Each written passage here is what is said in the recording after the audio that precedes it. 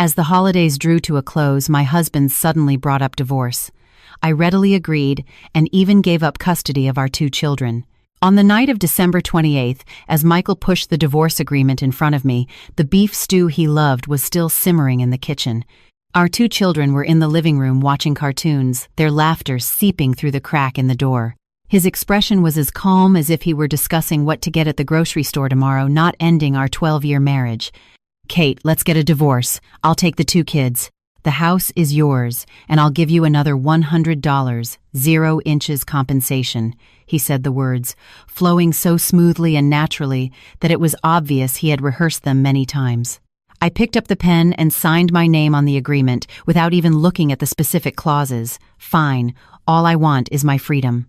Michael was stunned. All the persuasion explanations and reassurances he had prepared were now useless. He would never know that I had been waiting for him to say those words for 3 whole years. Disclaimer: the plot of this story is fictional. Any resemblance to actual events is purely coincidental. As Kate brought the last dish to the table, the clock on the wall pointed to exactly 7 p.m. Roasted chicken, mashed potatoes, and sautéed green beans with garlic. All were favorites of her husband Michael and their children. "Dinner's ready," she called out to the living room. Leo, their 8-year-old son, and Mia, their 6-year-old daughter, raced to the table and climbed into their designated seats. Michael slowly emerged from his home office, still holding his phone, his brow slightly furrowed as he looked at the screen. "Did you wash your hands?" Kate asked the children. "Yes," the 2 children chorused. Michael sat down at the head of the table, placing his phone beside him. Kate served him a piece of chicken and then gave the children more food. She had been doing this for 12 years. It had become muscle memory. "Dad, are we going to Grandpa and Grandma's for New Year's?" Leo asked as he ate. "Yes, we'll go over on New Year's Day," Michael said, taking a bite of potato. "Did Mom buy you new outfits?" "Yes," Mia chimed in. "Mom bought me a sparkly red dress. It's so pretty." Kate smiled at her daughter. "Wear it to Grandpa and Grandma's. They'll definitely love it." The atmosphere at the dinner table was relatively harmonious. Michael asked a few questions about the children's schoolwork, and Kate reported on the progress of the holiday shopping. The children chattered about fun things that had happened at school. This was Kate's life. Married for 12 years, a stay-at-home mom for 8 years, her life revolved around her husband, children, and the house. She got up at 6 a.m. every day to make breakfast, drive the children to school, buy groceries, cook, clean, pick up the children from school, help with their homework, prepare dinner, and put the children to bed. It was a repetitive, day-after-day cycle. After dinner, Michael went into his office as usual, saying he had to deal with work. Kate cleared the dishes, and the 2 children helped wipe the table. This was a habit she insisted on cultivating, even though they often left streaks everywhere. The sound of the dishwasher filled the kitchen. Kate wiped the counters mechanically, her gaze passing through the window to the thousands of lights in the high-rises across the way. Behind each light was a family, a story. Some were happy, some were not. Most, like hers, were neither good nor bad, just getting by. "Mom, can I watch a show for a little while?" Mia ran in and asked, looking up with her small face. "Have you finished your reading homework?" "Yes," Leo helped me with the hard words. Kate dried her hands. "You can watch for half an hour. You have to take a bath and be in bed by 9 o'clock. "Okay," Mia ran back to the living room happily. Kate finished cleaning the kitchen and went to the laundry room to fold the clothes. The December wind was bitingly cold, and the towels that had been hanging on the line outside were stiff.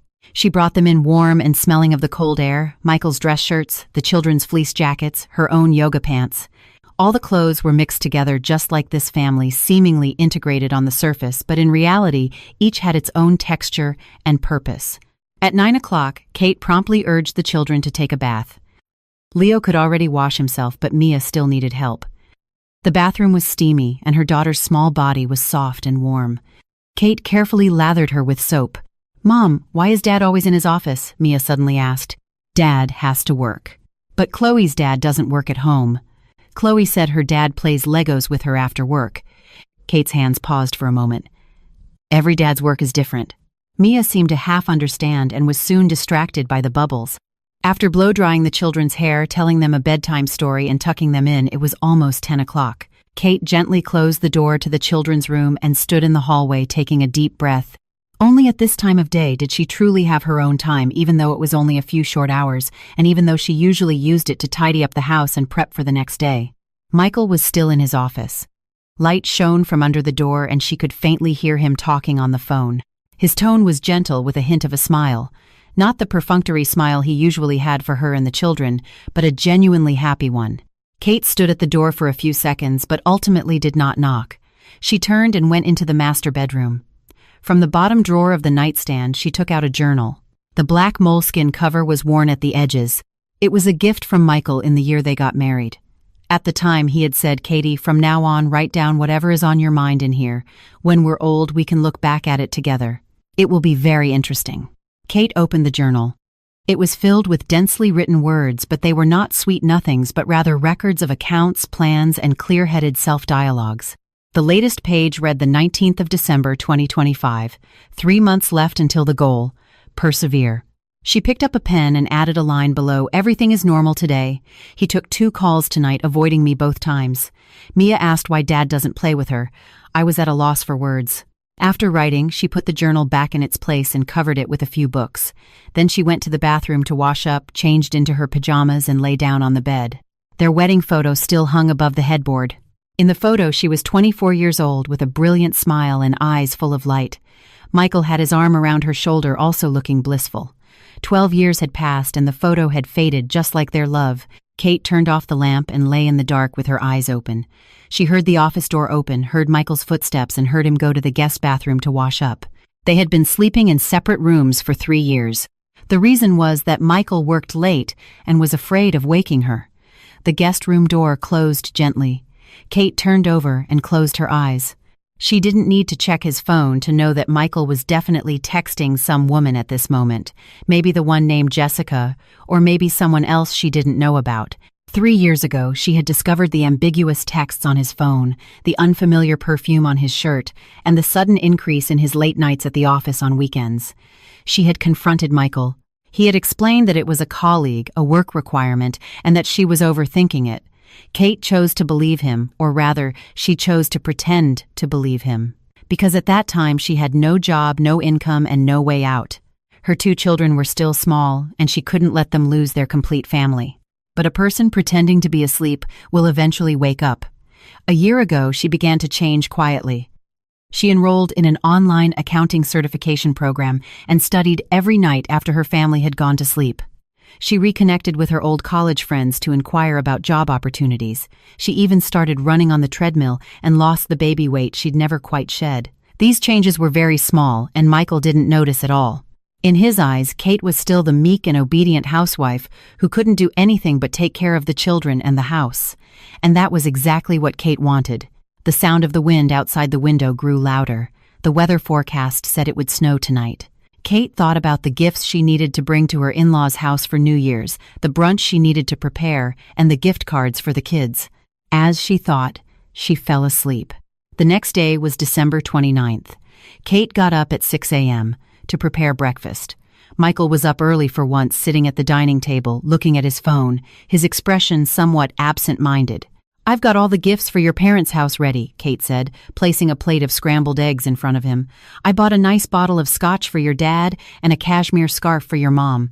I've also prepared the gift cards for the kids." Okay, Michael said without looking up. "Did you sleep well last night?" Kate asked, pouring herself a glass of orange juice. "It was okay." Michael finally looked up at her, his eyes somewhat complicated. "Kate, tonight after the kids are asleep, let's talk." Kate's hand paused. "Talk about what?" "We'll talk about it then." Michael stood up. "I'm going to the office to take care of some things first. I'll be back this afternoon." He hastily finished his breakfast, put on his coat, and left. Kate stood by the window, watching his car drive out of the subdivision and disappear into the morning mist. She had a feeling that what was coming was finally coming. Sure enough, that night after the children were asleep, Michael knocked on the master bedroom door. He was holding a folder, his expression deliberately serious. "Sit," he said, pointing to the small armchair by the window. Kate sat down, her hands on her knees, adopting a submissive and listening posture. This was the wife posture she had perfected over many years, one that would put Michael at ease. "Kate, we've been married for 12 years, Michael began, his tone heavy. "You've worked hard all these years, taking care of the kids and the household. I know all that." Kate didn't speak, waiting for him to continue. But Michael took a deep breath. "I feel that our marriage has problems. We have nothing in common to talk about anymore. Every day, besides the kids and the house, we hardly say a word. A marriage like this is torture for both of us." Kate lowered her eyes. "So," Michael handed her the folder. "This is a divorce agreement I had drawn up. Take a look. The terms are very generous. The house is yours, and I'll give you another $100, 0 inches compensation. I'll take the 2 kids. After all, I have a stable job and income, and I can give them a better life and education." Kate took the folder but didn't open it. She had known this day would come. She just didn't expect it to be just a few days before New Year's. "Who is she?" she asked, her voice calm. Michael was taken aback for a moment. "What woman?" "The woman who made you decide to divorce." Kate raised her head and looked straight at him. "Jessica, or someone else. I don't know about." Michael's face changed slightly. "That's not important. The important thing is that we have no feelings for each other anymore. Continuing to be together will only torture each other. Kate, you're still young. With the money and the house, you can start a new life." Such familiar lines, Kate could almost recite them from memory. On TV, in movies, and in real life, when men want a divorce, they always use this set of excuses for your own good, to set you free to start a new life. "Do the kids know?" she asked. "Not yet. I wanted to talk to you first, and then tell them slowly." Michael's tone softened. "Kate, I know this is hard for you, but it's better to make a clean break. We should both pursue true happiness." Kate opened the divorce agreement and quickly scanned it. The terms were indeed generous. The house was worth about $500, 000 plus $100, 0 inches cash. For a stay-at-home mom who hadn't worked in 12 years, it was more than generous. Custody of the children went to Michael with visitation rights of twice a month, and the option to have them stay with her for a period during the summer. Alimony was a one-time payment with no further entanglement. It was very clean, very neat, very much in Michael's style. "Do your parents know?" Kate asked. "I'll explain to them," Michael said. "Don't worry, I won't say anything bad about you. I'll just say we grew apart and separated amicably." Kate nodded and picked up the pen from the nightstand. Michael clearly hadn't expected her to be so agreeable. The persuasive words he had prepared were stuck in his throat. "Aren't you going to think about it?" he asked. "Think about what?" Kate looked at him. "Think about how to win back a man who no longer loves me. Think about how to maintain a marriage that is already dead." Michael was speechless. Kate signed her name on the agreement, her handwriting neat and clear. "Michael, I have only one request," she said. "Through the New Year's holiday, we'll still act as usual in front of the kids. After the holidays, we'll tell them and go through the procedures. I don't want the children's holiday to be unhappy." Michael was visibly relieved. Of course. That's what I was thinking too." "Also," Kate added, "during this period, please continue to live at home. We can sleep in separate rooms, but don't act abnormally in front of the children." "Okay, I promise." Kate handed the signed agreement back to him. "Then that's it. You should get some rest. We still have to go to your parents' house on New Year's Day." Michael stood there with the agreement, as if he wanted to say something else, but Kate had already turned around and started straightening the duvet, a gesture of dismissal. He ultimately said nothing and left the room. After the door closed, Kate stood still for a long time. Then she walked to the closet, opened the bottom drawer, and took out the black journal. She turned to a new page and wrote the 29th of December, 2025. He proposed a divorce. I signed. The plan is in motion. The countdown begins. After writing, she put the journal back in its place, turned off the light, and got into bed. In the darkness, the corners of her mouth turned up slightly. For 3 years, this was the day she had been waiting for. On December 31st, New Year's Eve, Kate started bustling about early in the morning, putting out festive decorations, chilling champagne, and preparing the ingredients for the evening's dinner. As agreed, Michael was more attentive than usual. When he was helping to hang some fairy lights, he even took the initiative to talk to her. "The left side is a little crooked. A little higher." Kate directed Michael to adjust the position of the lights. Their hands accidentally touched and he recoiled as if he had been electrocuted. Kate, on the other hand, looked natural. "Okay, that's good." The children were playing a board game in the family room, their laughter crisp. The lively sounds of the neighbors' celebrations also wafted over. The entire neighborhood was filled with a festive atmosphere. "Mom, Grandma's on the phone." Mia ran over holding the phone. Kate took the phone. "Mom, Happy New Year's Eve. We'll be over tomorrow afternoon." "Yes, we're having dinner at my place tonight. You guys just come over." "Okay, drive safe."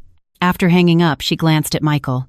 He was looking at his phone, his brow slightly furrowed, his fingers typing quickly. It was no guess that he was explaining to that woman why he couldn't spend New Year's with her. Kate turned and went back to the kitchen to continue preparing the ingredients. The knife rose and fell on the cutting board, making a rhythmic sound. In her mind, she was silently taking stock. The accounting certification exam was in a month. She had already sent her resume to 3 companies. She had saved $15, 0 inches, a secret account, all saved little by little from the household expenses over the years. It wasn't enough, but it was much better than 3 years ago. 3 years ago, she could do nothing but cry and beg. At noon, her in-laws arrived. Michael's father was a retired history professor and his mother was a homemaker, a typical traditional family. They were quite satisfied with Kate, mainly because she managed the household well and had given them a grandson and a granddaughter.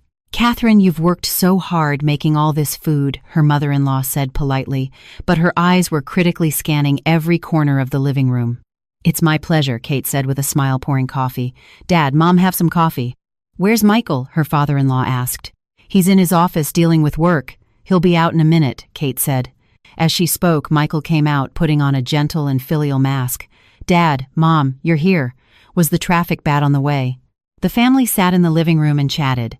The topics were nothing more than the children's school, work, and recent news about relatives. Kate served drinks and snacks on the side, interjecting a few words from time to time, playing the role of a perfect daughter-in-law. She noticed that her mother-in-law was wearing a new bracelet, a very nice one. "Mom, that bracelet is beautiful. Is it new?" A smug smile appeared on her mother-in-law's face. "Michael bought it. He said it's from Tiffany's. I don't know." Michael quickly chimed in. "I saw it on a business trip last time and thought it would suit Mom, so I bought it." Kate smiled and nodded, but in her heart she was calculating. That bracelet must have cost at least a few $1,000s. Michael had never bought her such expensive jewelry. For her last birthday he had given her a sweater from Kohl's and it was bought on sale online. But she said nothing and continued to peel apples and arrange the fruit platter. The New Year's Eve dinner was very sumptuous, with a full table of dishes. Kate made prime rib scalloped potatoes, roasted asparagus, and a large salad. Michael opened a bottle of red wine and poured a little for everyone. "Here's to a happy new year for our whole family, good health, and all the best." He raised his glass. Everyone clinked glasses and said, "Cheers." Kate looked at this scene and suddenly felt it was absurd. This family was clearly falling apart. Just 2 days ago, this man had handed her a divorce agreement, and now they were sitting together for a reunion dinner. But she smiled very naturally, serving her in-laws, cutting up food for the children, and topping off Michael's wine glass. Her acting was superb, flawless. After dinner, Michael played chess with his father, and his mother-in-law watched the New Year's Eve specials on TV. Kate cleaned up the kitchen. The sound of the dishwasher masked the laughter and conversation in the living room. She stood alone at the sink, wiping down the counters. "Mom, I'll help you," Mia ran in.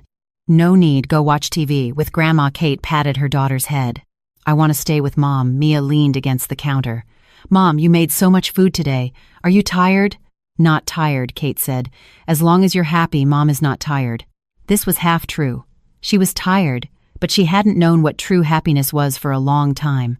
After cleaning up the kitchen, Kate cut some fruit and brought it out. Her mother-in-law was talking about her niece. "She's divorced and has a child. It's so hard. I tell you, women shouldn't get divorced easily. It's always the woman who suffers." This was clearly directed at Kate. In the traditional view, a divorced woman is a failure, especially a housewife with no job. "You're right, Mom," Kate agreed. "So women should have their own careers and not rely entirely on men." Her mother-in-law was taken aback, not expecting her to say that. Michael also glanced at her, his expression complicated. "Catherine has a point," her father-in-law interjected, "but taking care of the family is also an important job." Kate smiled and didn't say any more. She glanced at the clock on the wall. It was almost 11:30. Time for the countdown. "I'll get the champagne ready," she stood up. "I'll help you." Michael also stood up and followed her into the kitchen. With the door closed, only the two of them were left in the small space. "What Mom said just now, don't take it to heart," Michael said in a low voice. "I won't," Kate started getting out the glasses. "She's right. It's not easy for a divorced woman."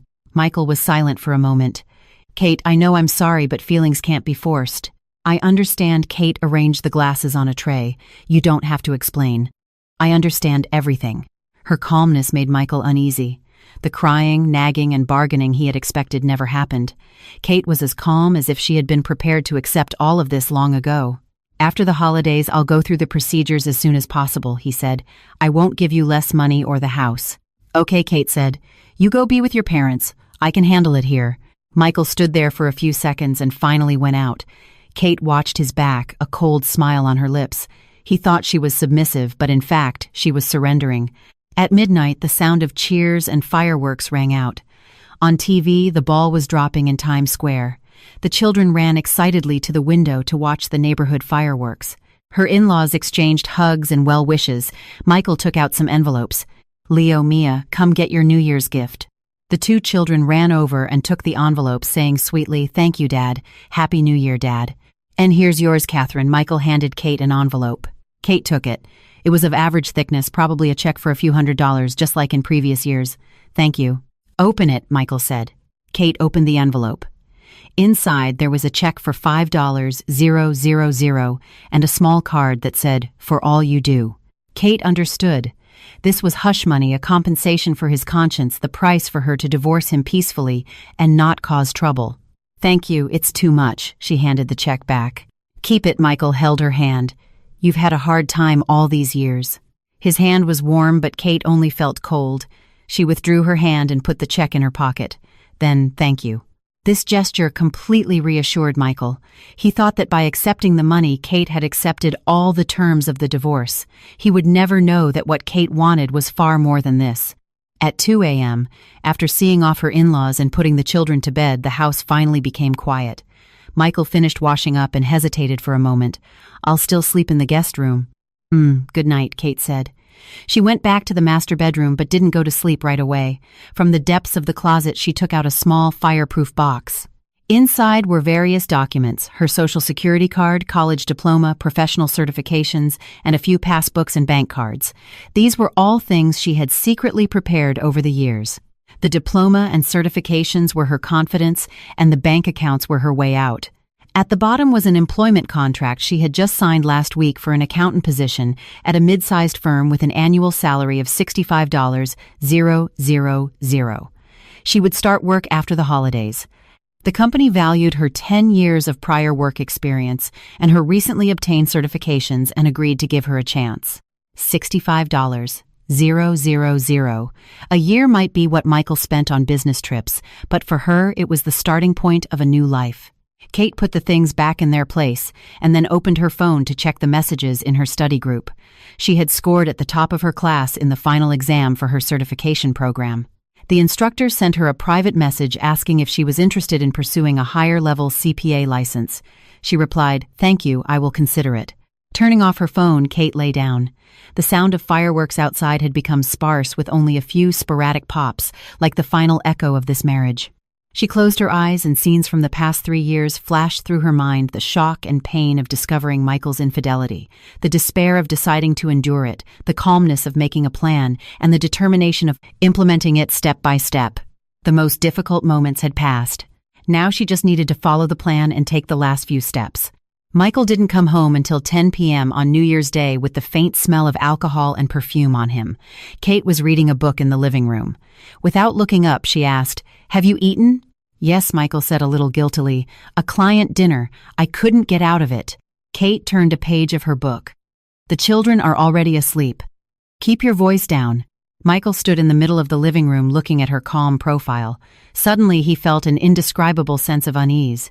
This unease had started when Kate had readily signed the divorce agreement and had grown stronger with time. None of the reactions he had expected had occurred. No crying, no questioning, no bargaining. Kate was as calm as if she had known this day would come, even as if she had been waiting for it. "Kate," he began, "let's talk." Kate closed her book and looked at him. "Talk about what the divorce agreement is already signed. What else is there to talk about?" "You." Michael chose his words carefully. "Can you really accept it? I mean, the divorce and the children going with me." "What can I do if I can't accept it?" Kate retorted. "Cry and beg you to come back. Would that work?" Michael was at a loss for words. "Michael, we've been married for 12 years. I know you." Kate stood up and walked over to him. "You won't change your mind about something you've decided. Since that's the case, why shouldn't I be more dignified and save myself some pride?" What she said was logical, but Michael still felt that something was wrong. The Kate in front of him was too calm, too rational, not at all like the gentle, even somewhat weak wife he knew. "As for the children, as we agreed, we'll tell them after the holidays are over," Kate interrupted him. "During this period, I hope you will cooperate. At least in front of the children, we should still appear harmonious." I will, Michael promised. Kate nodded and turned to walk towards the bedroom. After a few steps, she turned back. By the way, as for your parents, you explain it to them yourself. I don't want to hear any gossip about me from them. I won't. I'll handle it. Kate closed the bedroom door. Michael stood in the living room, not moving for a long time. He took out his phone, wanting to call Jessica, but after thinking about it, he put it down. For some reason, he didn't want to make this call in Kate's house. In the guest room, Michael tossed and turned. He recalled Kate's changes in recent months. She had started wearing makeup and dressing up, enrolled in an online course, and would occasionally go out to dinner with friends. At the time, he thought it was a good thing. It meant that Kate had her own life and wouldn't be too dependent on him. Now that he thought about it, these changes might have been premeditated, but he quickly dismissed the idea. How could Kate have premeditated a divorce? She was a housewife. How could she live without him? He must be overthinking it. The next day, it was customary to visit one's own parents. Kate took the children back to her parents' house. Michael used the excuse of having to work and didn't go. This was exactly what Kate wanted. She needed some time alone with her parents to talk. Kate's parents lived in the old part of town. The house was not big, but it was very clean. Her father was a factory accountant before he retired, and her mother was an elementary school teacher. They were both honest and down-to-earth people. "Why are you alone? Where's Michael?" her mother asked. "He has something to do at the office and can't come." Kate put down the gifts. "Dad, Mom, I have something to tell you." Seeing her serious expression, her parents exchanged a look. They both had a bad feeling. Kate had the two children go to the den to play and then closed the living room door. "What's wrong? What happened?" her mother asked anxiously. "Michael wants a divorce," Kate said calmly. "I've already signed." The living room was completely silent. The coffee cup in her father's hand almost fell to the ground. Her mother's face turned pale. "What divorce? Why? Is he seeing someone else?" "Yes," Kate said. "It started 3 years ago. I just never said anything."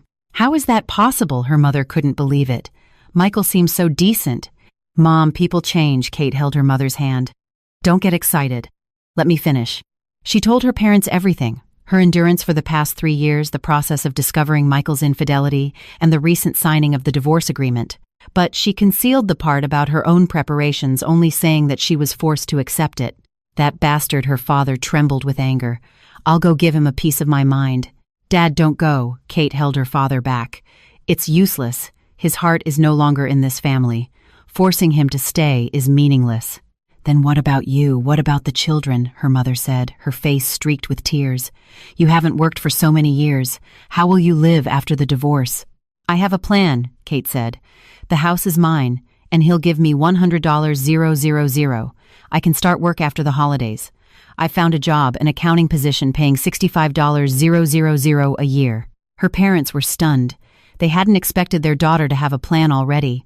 "You found a job?" her father asked. "Yes, I signed the contract before Christmas." "I start next week," Kate said. "Dad, I've put all the accounting knowledge you taught me to use." Her father's eyes welled up with tears. When she was young, he had wanted his daughter to study accounting, thinking it was a stable profession. But after Kate got married and became a full-time housewife, he had always regretted it. "Good, good," her father nodded repeatedly. "It's good that you have a job.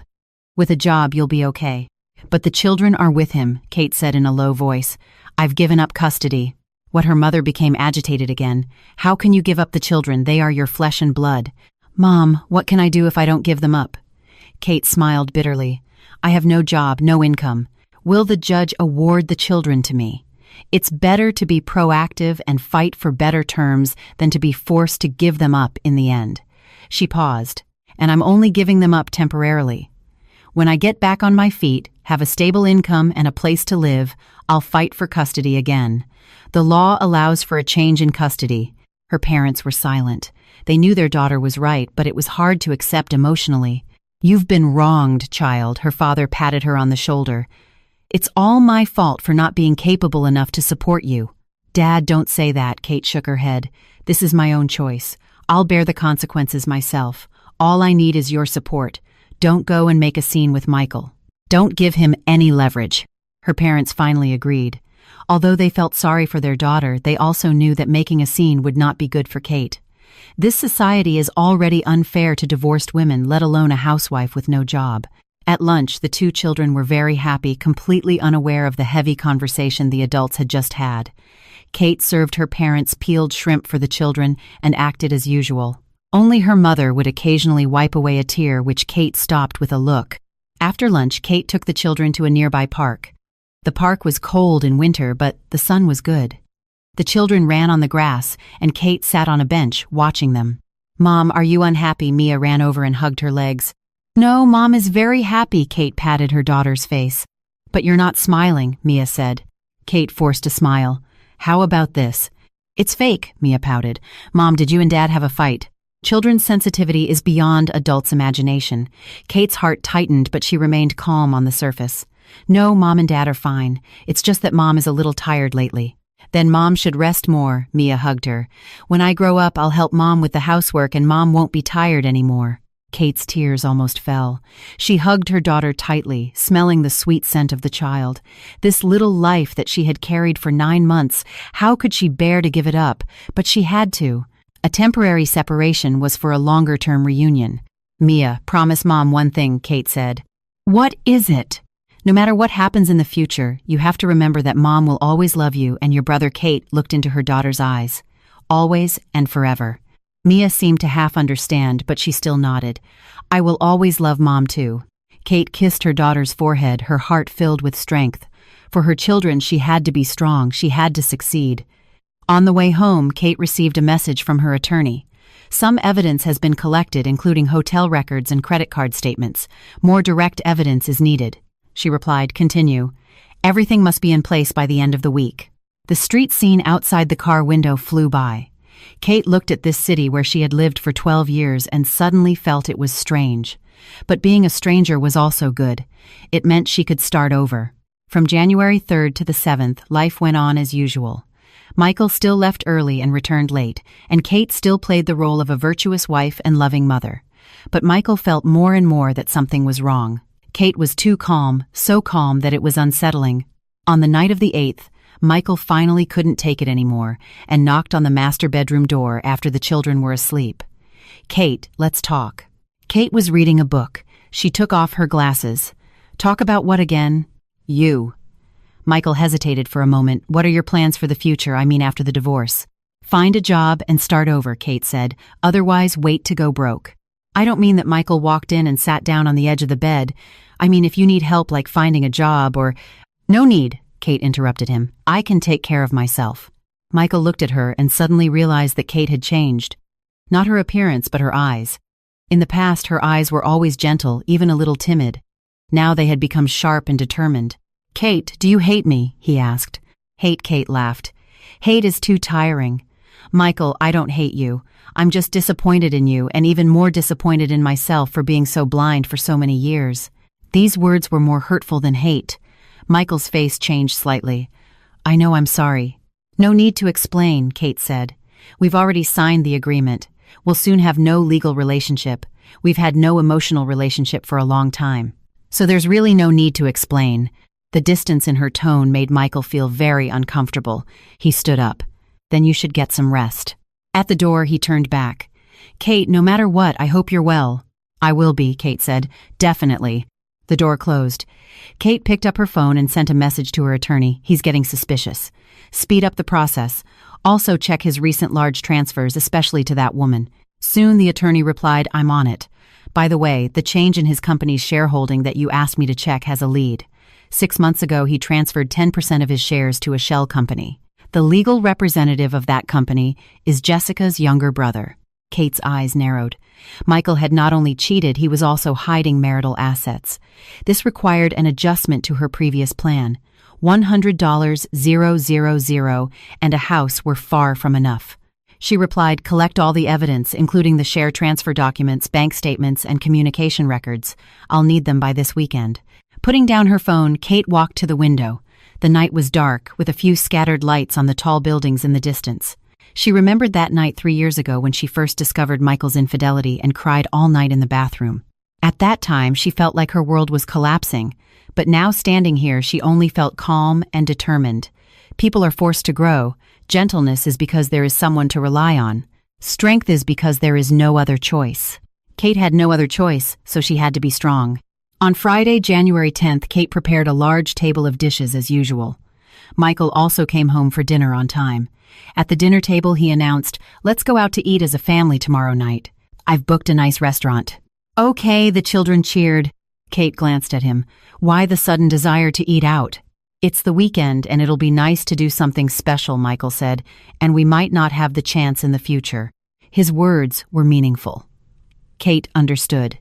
He wanted to play the role of a harmonious family one last time before the divorce, perhaps for his own conscience or perhaps to leave a good memory for the children. Okay, Kate agreed. She also had her own plans. After tomorrow, everything would change. Let tonight be the last supper of this family. That night, after the children were asleep, Michael knocked on the master bedroom door again. "Still up?" Kate asked. "I want to talk to the children after dinner tomorrow night," Michael said. "It's time to tell them about the divorce." Kate nodded. "Okay, but I want to be there." "Of course," Michael said. "Kate, thank you. Thank you for your cooperation during this time." "No need to thank me," Kate said. "I'm also doing it for the children." Michael stood at the door hesitating. In the end, he only said, "Get some rest. Good night." "Good night." Kate closed the door and leaned against it. Tomorrow, everything would end, and everything would also begin. She took out the black journal, turned to the last page, and wrote the 10th of January, 2026. Ready. New life tomorrow. After writing, she closed the journal and put it in her purse. This journal, which had recorded her mental journey for the past 3 years, was her most private witness. After tomorrow, it would become the past. The next evening, Kate began to prepare for the negotiation. She changed into a new, sharp pantsuit, put on light makeup, and tied her hair into a neat ponytail. The person in the mirror didn't look like a stay-at-home mom at all, but more like a corporate executive. Michael was stunned when he saw her. "Wow. Where are you going dressed like that?" "Can't I?" Kate retorted. "No, I just think it's a bit formal for dinner," Michael said. "Today is an important day. It's good to be formal," Kate said meaningfully. Michael thought she was referring to the showdown with the children and didn't ask any more questions. He didn't know that the important Kate was talking about had a completely different meaning. At 6 p.m., the family set off for the restaurant.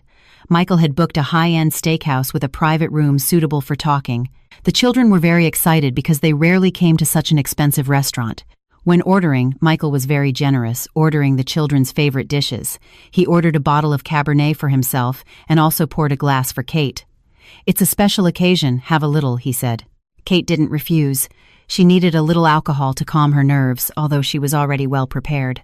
Halfway through the meal, Michael put down his fork and cleared his throat. "Leo, Mia, Dad has something to tell you." The children looked up at him. "Dad and Mom," Michael glanced at Kate, "we've decided to separate. From now on, Dad and Mom won't live together anymore." The private room was completely silent. Leo was the first to react. "Are you getting a divorce?" This word coming from an 8-year-old child's mouth had a surreal absurdity. Kate's heart ached, but she remained calm on the surface. "Yes," Michael said with difficulty.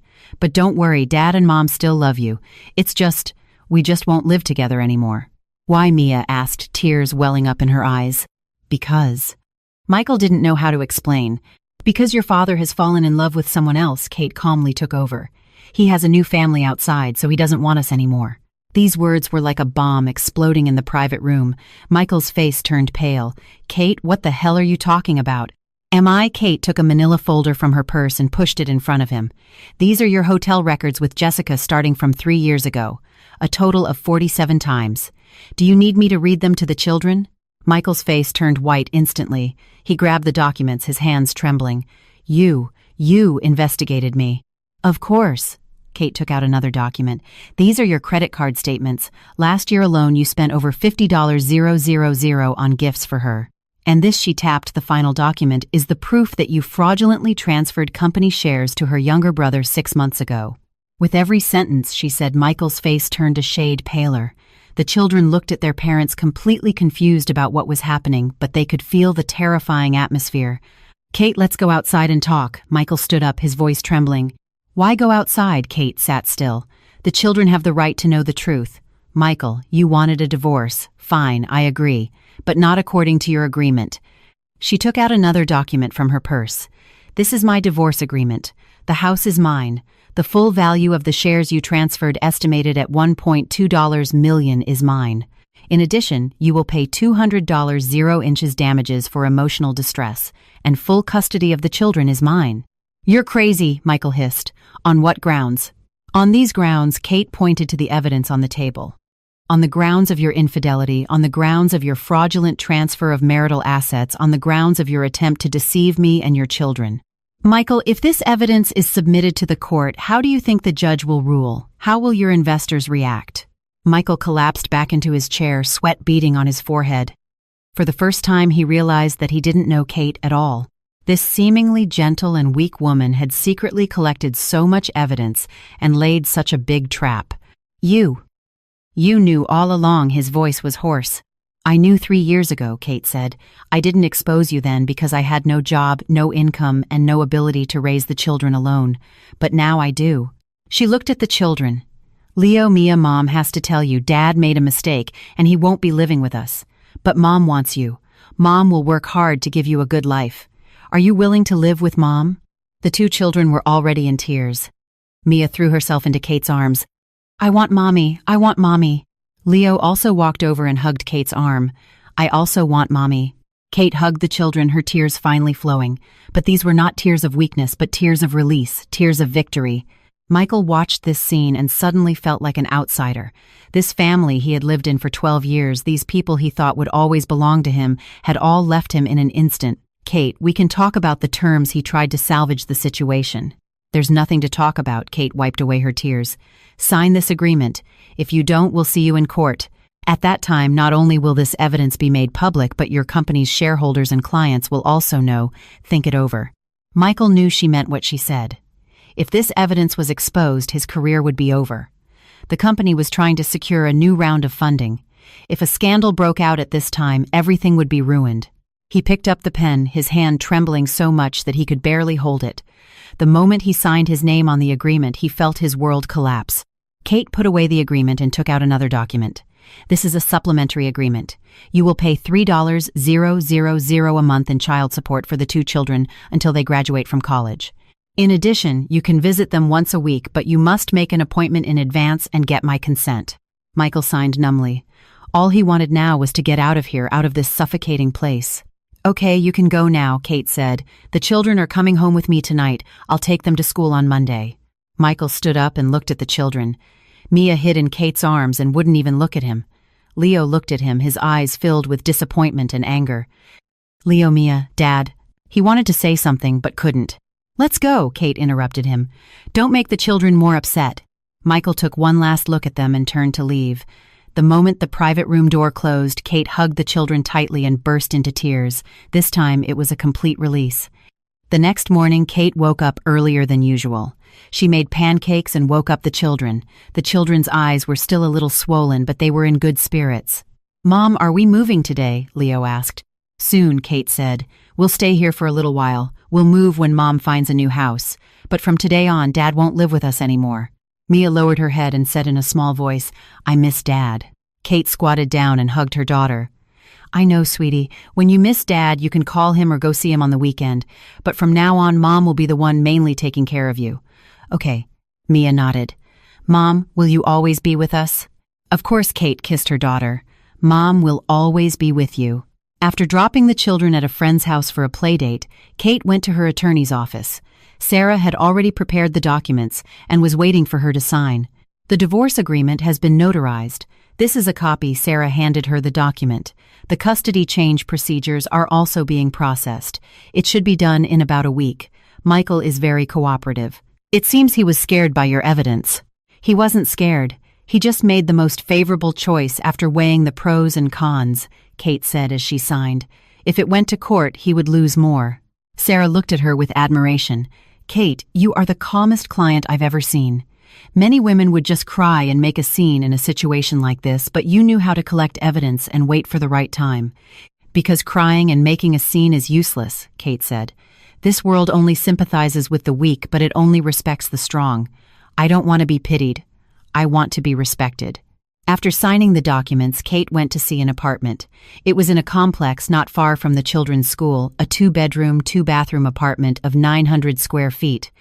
Although it was not big, it was clean and bright with a south-facing balcony and plenty of sunlight. "This is the one," Kate decided on the spot. "I'll come and sign the lease tomorrow." The agent was surprised by her decisiveness, but Kate had her own considerations. She needed to move out of that house full of memories as soon as possible and start a new life. Money was not a problem.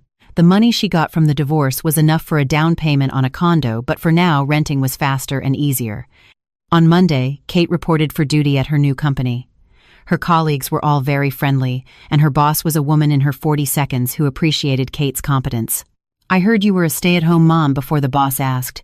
"Yes, but I've been studying and haven't fallen behind in my profession." Kate handed over her certificates and transcripts. The boss looked at them and nodded. "Good. Our company needs someone like you with experience and ambition. Work hard and you'll have a bright future." Kate was assigned to the finance department. The work was not difficult, but she was very serious. At lunch with her colleagues, they talked about their families. Kate said, "Frankly, I'm newly divorced and have 2 children." Her colleagues didn't show any strange expressions. On the contrary, they admired her courage. A young female colleague said, "Kate, you're amazing. If I got a divorce, I wouldn't know how to live." "You learn because you have to," Kate smiled, "but if I could choose, I would still hope for a happy marriage." This was the truth. Although she was doing well now, who wouldn't want a complete family if they had the chance? It's just that some things can't be forced, so you accept it and move on. The following weekend, Michael came on time to help them move. He looked haggard, but didn't say much and silently moved boxes. The children were happy to see him and chattered around him. "Dad, will you come to see us often in the future?" Mia asked. "Yes, Dad will come every week." Michael picked up his daughter. Kate didn't disturb them and continued to unpack. At noon, she ordered pizza, and the 4 of them had their first meal in their new home. The atmosphere was a bit subtle, but it was still harmonious. When Michael was about to leave after lunch, Kate saw him to the door. He hesitated for a moment and said, "Kate, I'm sorry, and thank you." "Don't thank me," Kate said. "Just live a good life. For the children, you too." Michael left. Kate closed the door and leaned against it. This time it was a real farewell. A farewell to the past 12 years, a farewell to the weak and dependent person she used to be. "Mom, are we going to live here from now on?" Leo asked. "Yes, this is our new home." Kate opened her arms. "Come here for a hug." The 2 children threw themselves into her arms. The 3 of them hugged each other. Kate felt that this was the whole world. That night, Kate told the children a bedtime story. A new room, a new bed, a new beginning.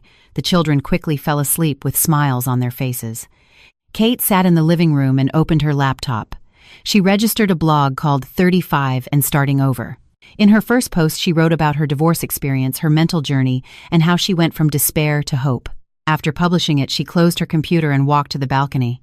The balcony of her new home was not big, but she could see the city lights in the distance. The night wind was cool, but Kate's heart was warm. Her phone rang. It was her mother. "Katie, have you finished moving? Was it smooth?" "Very smooth," Kate said. "Mom, don't worry, I'm fine." "That's good." Her mother's voice was a little choked. "Katie, Mom is proud of you." "I'm proud of myself too," Kate said. This was the truth. After hanging up, her phone rang again. This time it was Michael. Kate answered but didn't speak. Michael's voice was very tired. "You won. But I have a question for you. Did you really never love me?" he asked. "Were these 12 years all an act?" Kate was silent for a long time. "I did love you. Once I loved you very, very much. But love can be consumed, can be betrayed. Michael, you were the one who stopped loving first. You were the one who betrayed first. All I did was protect myself and my children." Suppressed sobs could be heard from the other end. Kate didn't comfort him, just listened quietly. Once his tears would have made her heart ache. Now they only made her feel ironic. "I'm sorry," Michael said. "I don't need your sorry," Kate said. "What I need is for you to keep in touch with the children, pay child support on time, and not disturb our lives. That is your best apology." She hung up and blocked Michael's number. From now on, they were only legally related. Other than that, they had nothing to do with each other. Back in the room, Kate looked at the children's rooms. The light from the small nightlight shone through the crack in the door, warm and reassuring. She gently closed the door and went back to her own room. On the nightstand were her professional certifications and work ID. Next to them was a photo frame of the children. In the photo, the 3 of them were smiling happily. Kate lay down and closed her eyes. Tomorrow was another new day, a new challenge, a new hope. But she was not afraid anymore, because she knew that no matter what she encountered, she could face it, she could overcome it. Because she was no longer the stay-at-home mom who depended on her husband. She was Kate, a 35-year-old single mother, an accountant, an independent woman. This was her new identity. This was her new life. And she liked it very much. When marriage becomes a cage, letting go is freedom. Giving up custody is not giving up on the children, but choosing a wiser way to protect them. A woman's true confidence is not her marriage, but her ability to survive independently. Ending a relationship is not scary. What's scary is exhausting yourself in a dead relationship.